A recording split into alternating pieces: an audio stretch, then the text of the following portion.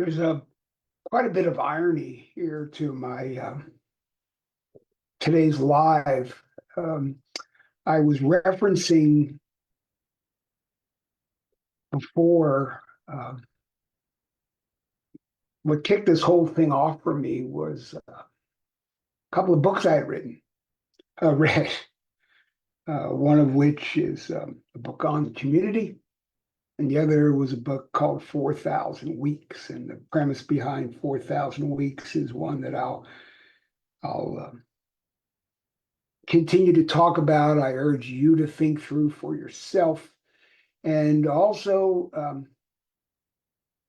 to pay attention to. And the irony is, I put up a graphic um, uh, after my last live, and it talks about later is now. Coffee gets cold, people get old, and whatever else it said. And I bring this up for starters. I hope this isn't too much of a ramble. It's very poignant for me because the irony is that somebody very, very close to me passed away about, I don't know, 5 hours ago. And this is a person who I adored.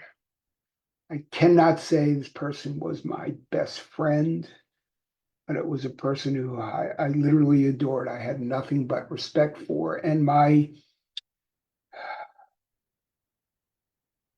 misgiving, I guess, was that the last time we were together, they asked me if I wanted to go to the racetrack. And for a bunch of reasons, I couldn't go. It was down in Southern California. And I can only tell you now how sorry I am that I didn't go to the racetrack. That opportunity is now gone. There's another opportunity to connect with this person on a level. Again, we're connected, we're close, we had great mutual respect and loved each other and all those things, but this would have been different. This would have been a level deeper, a level more memorable. And I know now, certainly for me, and I'm not sure if devastated is the right word. I'm not sure it isn't.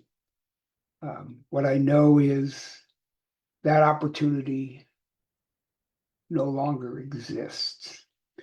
So as we talk about connection, as you talk about 4,000 weeks, and the irony was that I wanted to start, in fact, the title of this video should be Connection is Currency.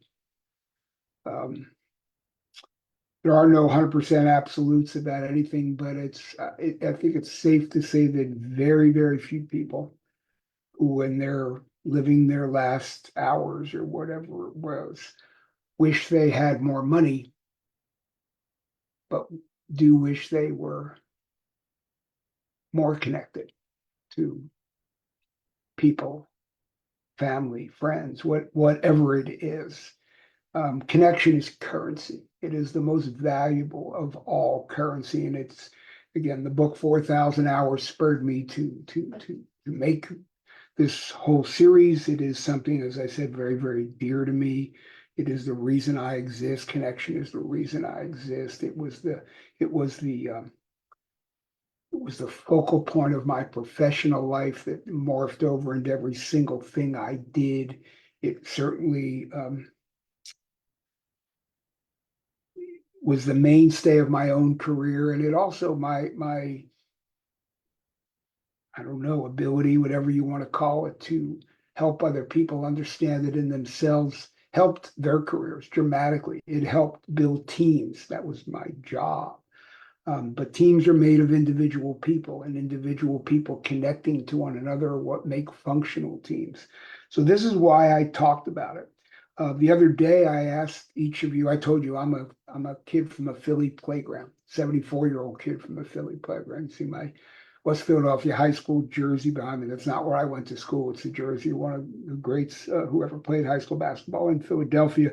But it's part of how I grew up, right? And when you grow up in a Philly playground, you learn to connect. It's a fundamental skill. It's a fundamental part of how you get through And pardon me, it lives with me to this day. So one of the things I talked about was to pick a way, to introduce yourself, to pick a way to talk about who you are to people, to have an identity. Um, Mine may seem glib or whatever, it's accurate, but yours could be whatever you want it to be. But until you find some way to connect first with yourself, and if I sound like a broken record, I am sorry. Like I said, it's been a pretty surreal day.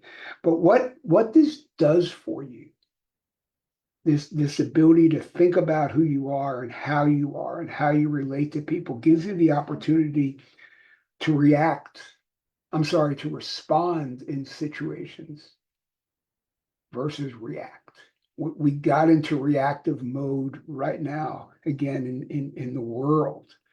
And you watch the news and you hear somebody say this or that, and your hackles go up, right? You react to this, not always in the best of ways, but responding in a way that is, your roots, your core beliefs, your core systems will help you connect that much more. It doesn't even need to be a conversation.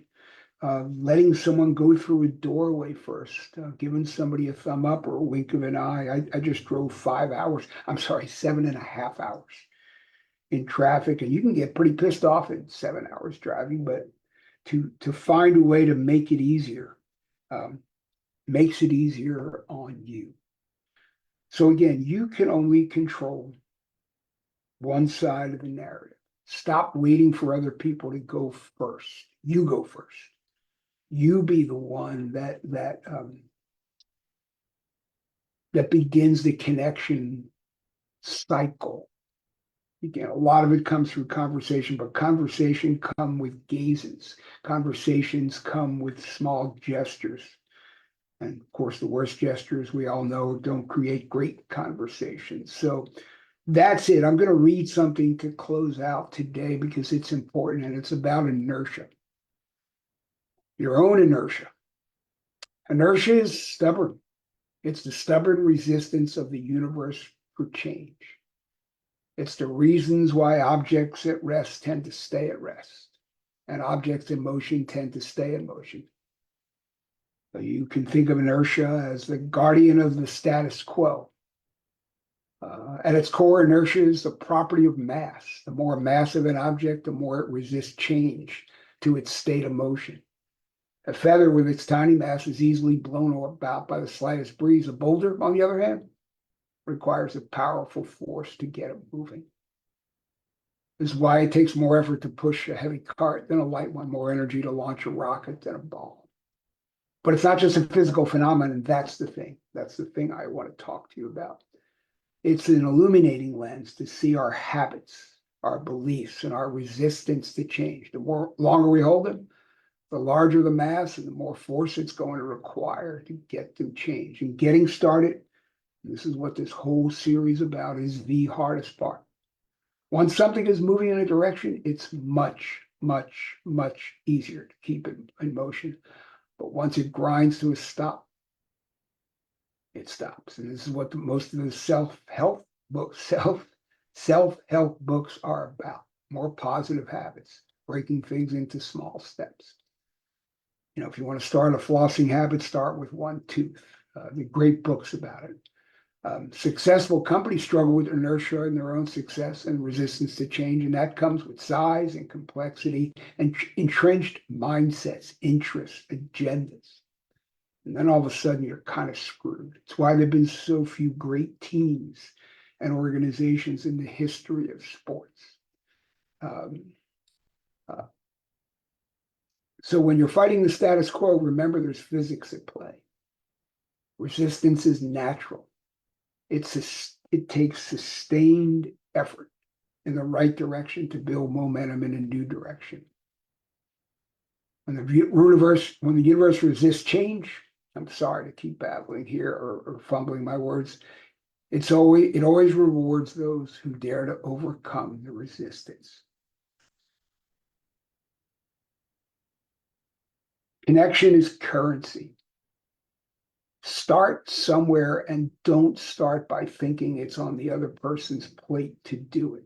Start with yourself, how you want to think about yourself. And again, I'll leave it at this. Somebody very close to me passed earlier today. I told you before about this uh, speech called Acres of Diamonds, and I suggested to you that you practice your new handle and your new um, way of thinking about yourself to somebody close to you in your family. Hey, does this sound like me? Hey, Aunt Shirley. Hey, Uncle Steve, whatever. Does this sound like me?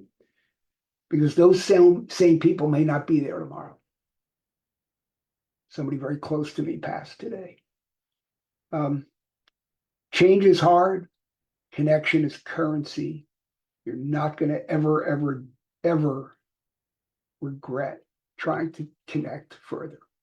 That's it, everybody. I hope this makes sense. And get after it, please.